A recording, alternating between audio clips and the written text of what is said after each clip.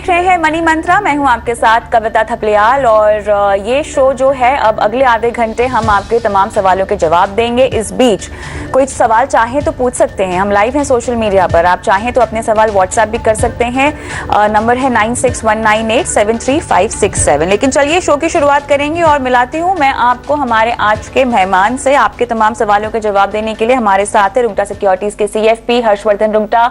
हर्ष, बहुत स्वागत है आपका मनी मंत्रा में। और एक बार फिर से हम सवालों का सिलसिला जो है वो शुरू करेंगे शो पर। और हमारे पहले दर्शक भी हमारे साथ फोन लाइन पर जुड़ गए हैं, देव कुमार दास।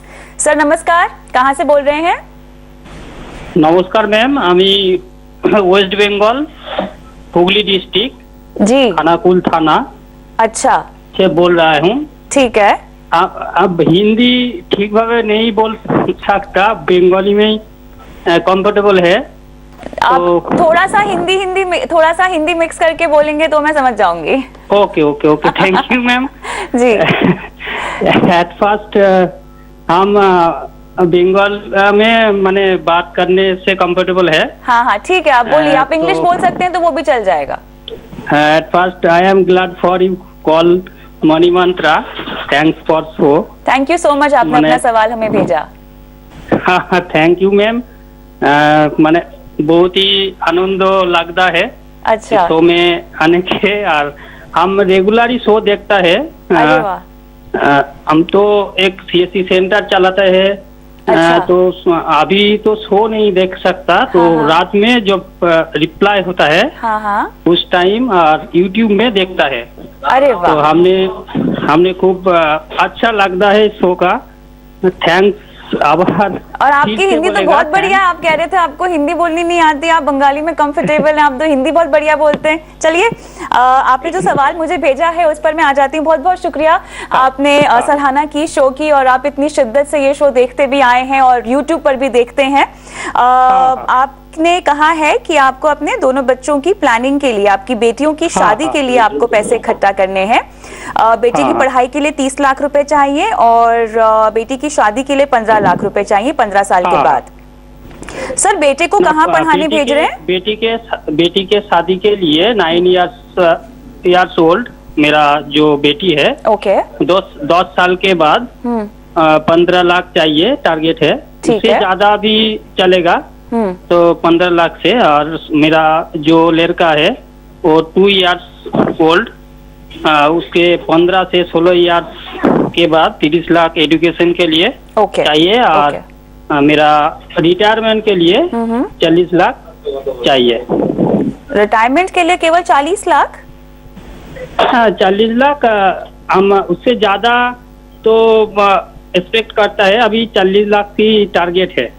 अच्छा। हमने एक CSC सेंटर चलाता है, छोटे बिजनेस करता है। हाँ। उससे छोटा छोटा अमाउंट जोड़ के हम ये पैसा इकट्ठा करता है। बहुत अच्छा लगा ये सुनकर कि थोड़ा थोड़ा ही सही, लेकिन आपने अपनी इन्वेस्टमेंट की शुरुआत की है और आप पैसे बचाते हैं, निवेश के लिए पैसे बचाते हैं और निवेश करते हैं। आपने अपने लक्ष्य भी आंक लिए हैं। मैं चाहती हूं कि रिटायरमेंट का जो आपका लक्ष्य है उसको थोड़ा सा आप एक बार फिर से रिविजिट करें। वो आपको क्यों करना होगा, हमारे जो एक्सपर्ट हैं हर्षवर्धन रुंगटा वो आपको बताएंगे। उससे पहले Axis small cap, Axis mid cap, Parag Parekh का फ्लेक्सी कैप है, SBI का फोकस्ड है और SBI का स्मॉल कैप है। ये अभी भी आपके पोर्टफोलियो में फंड्स हैं? हाँ, मेरा एसेट इमर्जिंग ब्लू चिप है। हाँ राइट, ये मैं पढ़ना भूल गई। ठीक है, 6 फंड है। 6 फंड है ना? सर आपने ये 2 स्मॉल कैप शामिल किए हैं पोर्टफोलियो में, क्यों?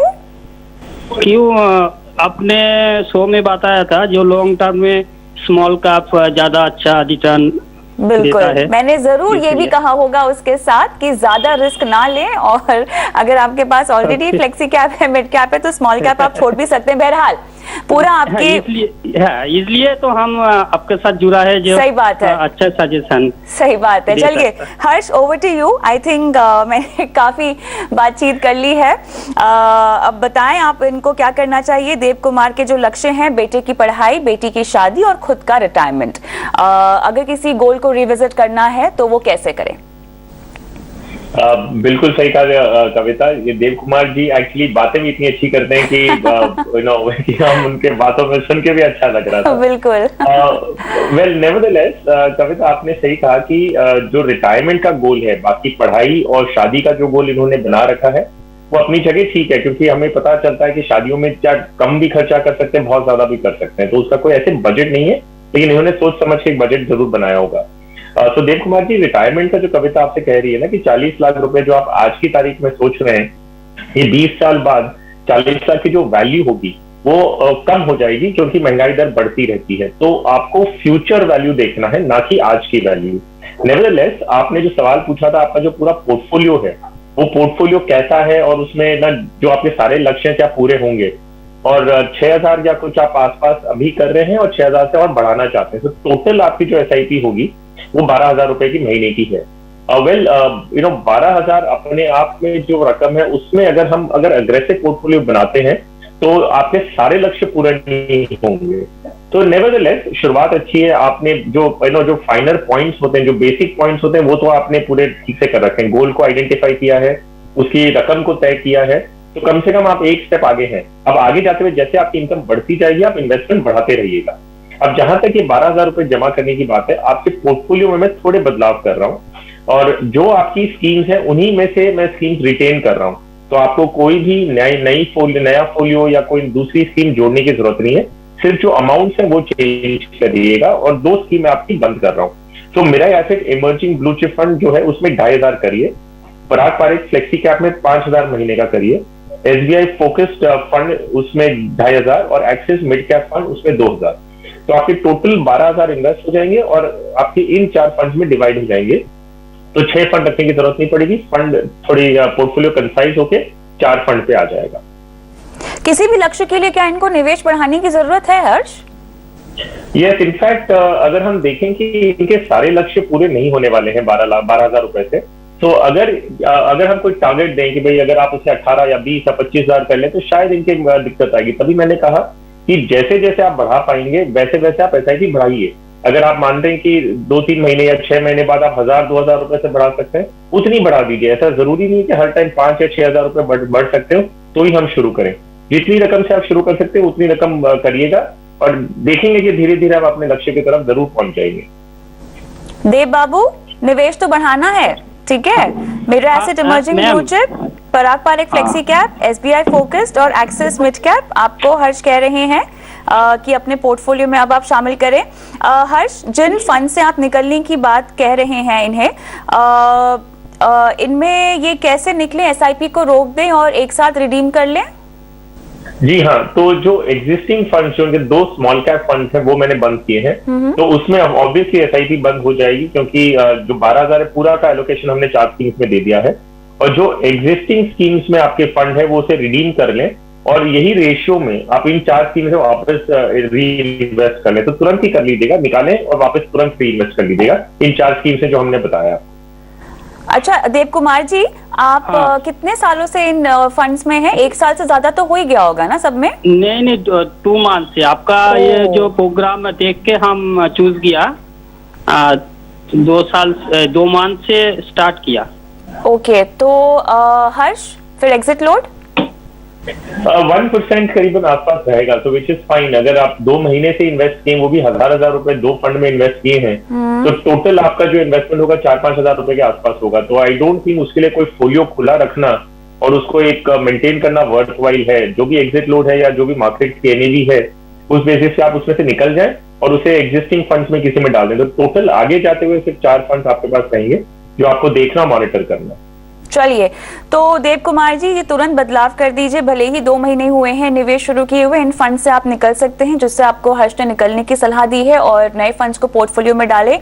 आप ऑलरेडी कह रहे हैं कि आप बचा रहे हैं अपने पैसों को और निवेश कर रहे हैं। मुमकिन हो सके थोड़ा सा और बचाइए, और अपनी बेटी की पढ़ाई और बेटी की शादी और आपका रिटायरमेंट का जो लक्ष्य है जो आपको वापस से निर्धारित करना है, उस पर आप काम करें। अपना सवाल चाहे तो आप हमें फिर से भेज सकते हैं। फिलहाल बहुत बहुत शुक्रिया सवाल भेजने के लिए, और बहुत अच्छा लगा आपसे बात कर। आगे बढ़ते हैं। पंकज पाटिल साहब क्या हैं फोन लाइन पर हमारे साथ? हेलो पाटिल जी नमस्कार, कैसे हैं? हाँ बढ़िया मैडम। बताएं कहाँ से बोल रहे हैं? मैं हैदराबाद से हूँ मैम। हैदराबाद से, अच्छा बताइए सर। मेरा क्वेश्चन है मैम, मैं अब प्रेजेंटली 2 साल से एसआईपी कर रहा हूँ। 2 साल से, तो मुझे मेरा पोर्टफोलियो रिव्यू करना है और मेरे को रिक्वायरमेंट है 1 to 2 crore for business purpose. 1 से 2 करोड़ किस चीज का बिजनेस करना चाहते हैं? मैं अपने अभी तो प्रेजेंट में मेट्रो सिटीज में मैं तो मेरे घर पे जाके बिजनेस चालू करना चाहता हूँ, उसके लिए मेरी रिक्वायरमेंट है। अच्छा, तो आप अपने पूरे बिजनेस का कॉर्पस इन फंड्स के जरिए, इस निवेश के जरिए ही खड़ा करना चाहते हैं? हाँ। 5 से 7 साल में 1 करोड़ रुपए। हाँ। ठीक है हर्ष, निवेश तो यकीनन बढ़ाना होगा, लेकिन मेरे ख्याल से एक ना अप्रोच में जागरूकता आ रही है हर्ष, इन्वेस्टमेंट को लेकर। 5 से 7 साल का समय है इनके पास, लेकिन इनको ये समझ में आ गया है कि इन्वेस्टमेंट शुरू करना होगा और उसमें भी इन्होंने इक्विटी को चुना है। यानी लोगों में धीरे धीरे इक्विटी को लेकर जागरूकता आ रही है। सपना पूरा हो या ना हो, लक्ष्य पूरा हो या ना हो, लेकिन कम से कम निवेश की शुरुआत करने को लेकर जो आपको हिम्मत चाहिए होती है ना, वो लोगों में आती हुई दिखाई दे रही है। ये अपने आप में बहुत अच्छी बात है। तो अब पंकज का बिजनेस का जो सपना है, क्या इस फंड मिक्स से हर्ष पूरा होगा? वेल, अगर हम देखें कि पूरा जो 1 करोड़ रुपया है जो 5 या 7 साल में इकट्ठा करना है, और जो अभी इन्वेस्ट कर रहे हैं, जो पोर्टफोलियो मेरे सामने है, वो है करीबन 16,500 रुपए या महीने का कर रहे हैं। और ये है पूरा इक्विटी में, गोल्ड एक एलोकेशन है, सेक्टर फंड है इनके पास, इंटरनेशनल फंड है। तो अगर हम ये पूरा इवैल्यूएशन करें और उसको एक्सपोलेट करें कि भाई आगे जाते हुए अगर मान लीजिए 12-14% आसपास रिटर्न मिलता भी है, तो भी 5-7 साल में ना मुश्किल लग रहा है कि पूरा 1 करोड़ इकट्ठा होगा। लेकिन कोई हर्ज नहीं है, जैसे आपने कहा कविता की जागरूकता बढ़ रही है, लोग क्या कर रहे हैं कि अभी इकट्ठा जमा करना शुरू कर रहे हैं। अब आगे जाते हुए मान लीजिए आपकी 1 करोड़ की रिक्वायरमेंट है, और अगर इस कॉर्पस जो भी आप अभी इन्वेस्ट कर रहे हैं उससे आपको 20 या 25 लाख रुपए इकट्ठे हो जाते हैं, तो आप बाकी का जो है वो बिजनेस लोन के रूप में ले सकते हैं। एक जो डाउन आपको अपना खुद का पेमेंट इन्वेस्टमेंट करना होता है बिजनेस में, उतना तो पैसा आपके पास इकट्ठा हो जाएगा। तो कोई गलत बात नहीं है, शुरू करें, अच्छी तरह इन्वेस्ट करते रहें, जो कॉर्पस बनता है उतना यूज करें, प्लस बाकी का जो है वो बिजनेस लोन या कोई और तरीके से आप रेज कर सकते हैं। जो मैं स्कीम्स देख रहा हूँ, क्योंकि इनका लक्ष्य अग्रेसिव है, तो ये अग्रेसिव पोर्टफोलियो बना के रख सकते हैं, और राइटफुली सो इनकी स्कीम्स भी ठीक है। तो मुझे नहीं लगता अभी फिलहाल कोई भी चेंजेस करने की जरूरत है इनकी पोर्टफोलियो में।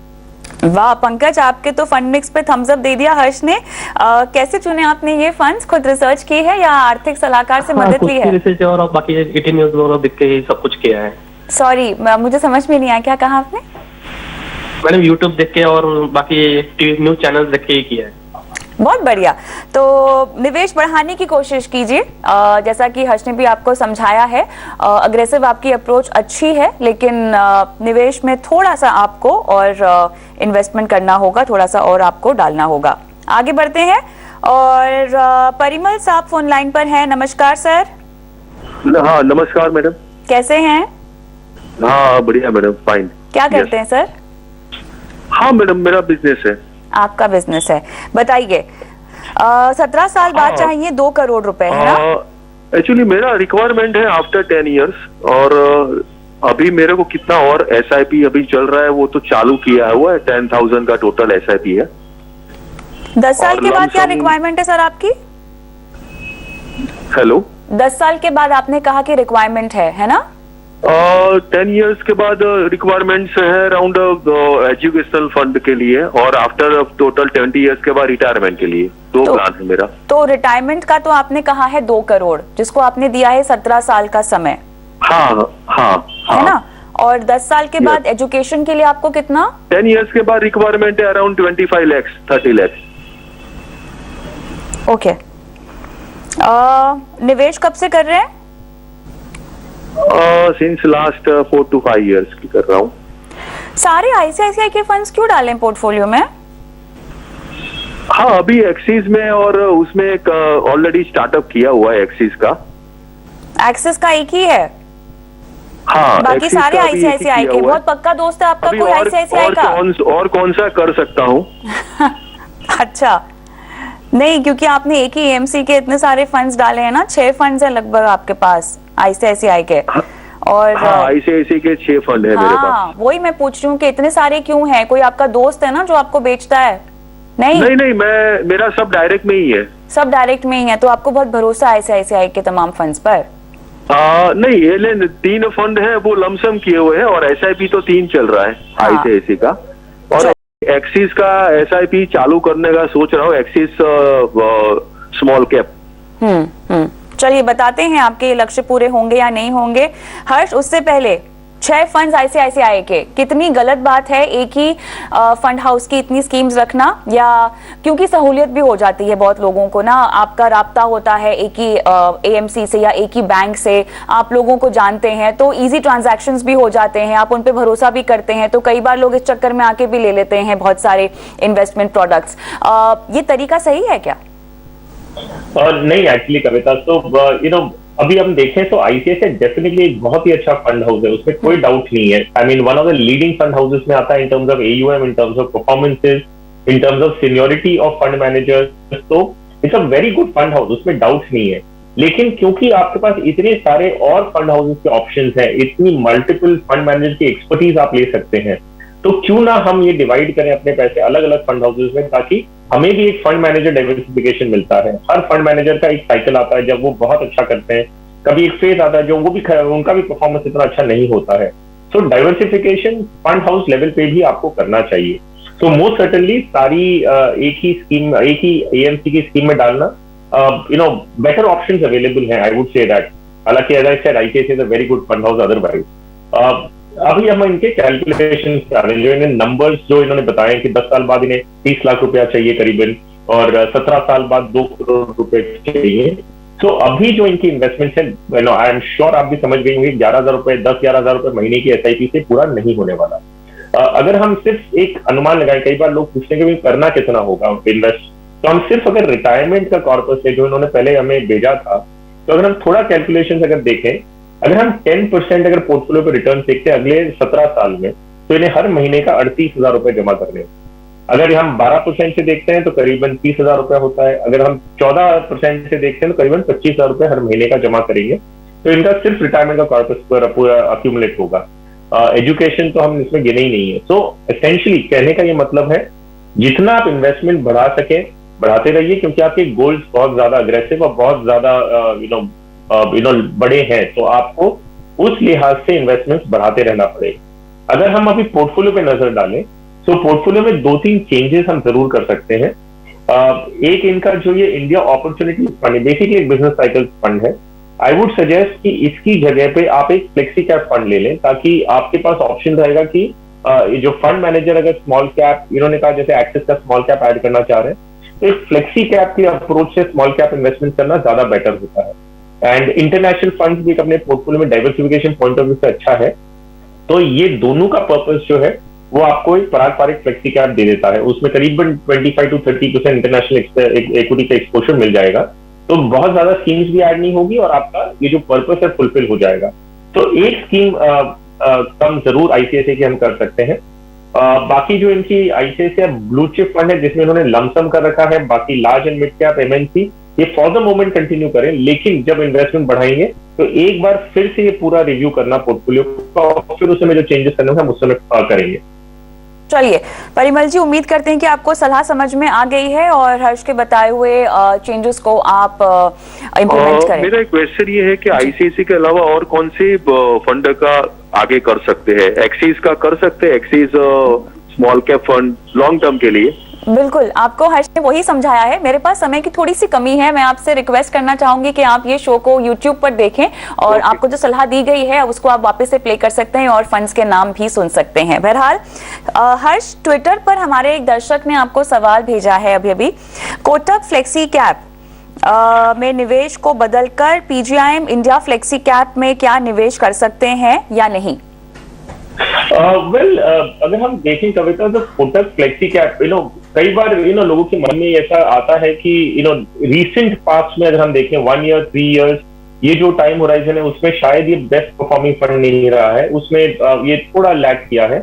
और लेकिन लॉन्ग टर्म में देखें तो कोटक फ्लेक्सी कैप जो बेंचमार्क ऑफ पेयर्स का जो परफॉर्मेंस है उसकी it is in line with that, ऐसा कोई मेजर अंडर परफॉर्मेंस नहीं है। सो आई वुड रिकमेंड, एक अच्छी स्कीम है, फंड मैनेजर बहुत अच्छे हैं, तो ये हर्षा उपाध्याय मैनेज करते हैं, so it's a very good fund. I don't think इसमें कोई भी बदलाव करने की जरूरत है। No doubt PGI flexi cap ने रिसेंटली बहुत अच्छा परफॉर्मेंस दिया है। सो मैं ये नहीं कह रहा कि पीजीआई में अच्छा नहीं है आप कोटक में रहिए, मैं कह रहा हूँ क्योंकि आप अगर कोटक में ऑलरेडी है बदलने की कोई जरूरत नहीं है। एक और मैं पॉइंट एक्सटेंड करना चाहूंगा इस बात पे कि कई बार हम जो इन्वेस्टर्स देखते हैं वो ये देखते हैं कि हमें बेस्ट फंड में रहना है। हमारा ऑब्जेक्टिव होना चाहिए हमें एक अच्छा फंड चाहिए, एक गुड फंड चाहिए, नॉट बेस्ट। क्योंकि बेस्ट कैसे पता चलता है? बेस्ट आपको पास्ट परफॉर्मेंस से पता चलता है। आप अभी देखेंगे 1 ईयर 3 ईयर्स पास्ट रिटर्न तो आपको कोई बेस्ट उभर के आता है, लेकिन ये जो आज की तारीख में बेस्ट है क्या वो आगे जाके भी नंबर 1 रहने वाला है? उसकी कोई गारंटी नहीं है। तो फंड हाउसेस आप देखिए बहुत ही कॉमन प्रैक्टिस है कि कई बार जो लास्ट 3 ईयर्स में नंबर 1 है वो अगले 3 ईयर्स में नहीं रहता है। तो आप कब तक ऐसे चेस करते रहेंगे? आपका ऑब्जेक्टिव होना चाहिए जो मैं फंड में डाल रहा हूं वो फंड कंसिस्टेंटली अच्छा परफॉर्मेंस दिया हो। बेस्ट हो इसकी कोई गारंटी नहीं है, लेकिन अगर अच्छा दे रहा है तो दैट इज गुड इनफ।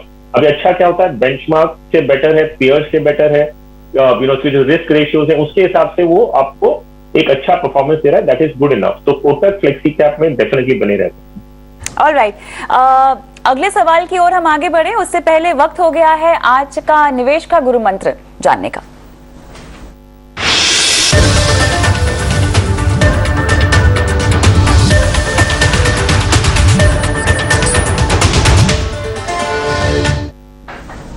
हर्ष, हमारी ये खास पेशकश है जहां पर हम हमारे सभी एक्सपर्ट से उनका निवेश का गुरु मंत्र जानते हैं। बताएं आपका गुरु मंत्र क्या होगा?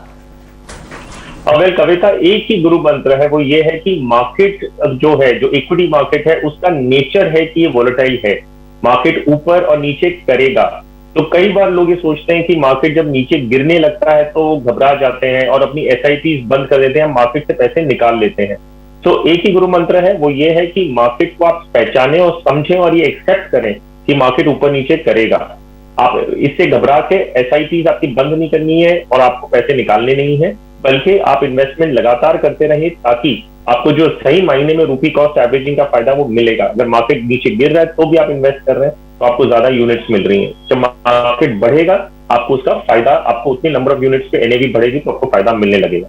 तो मार्केट से घबराए नहीं और मार्केट में बने रहें। वॉलेटिलिटी इज गुड और वो आपको आपके फायदे के लिए इस्तेमाल कर सकते हैं।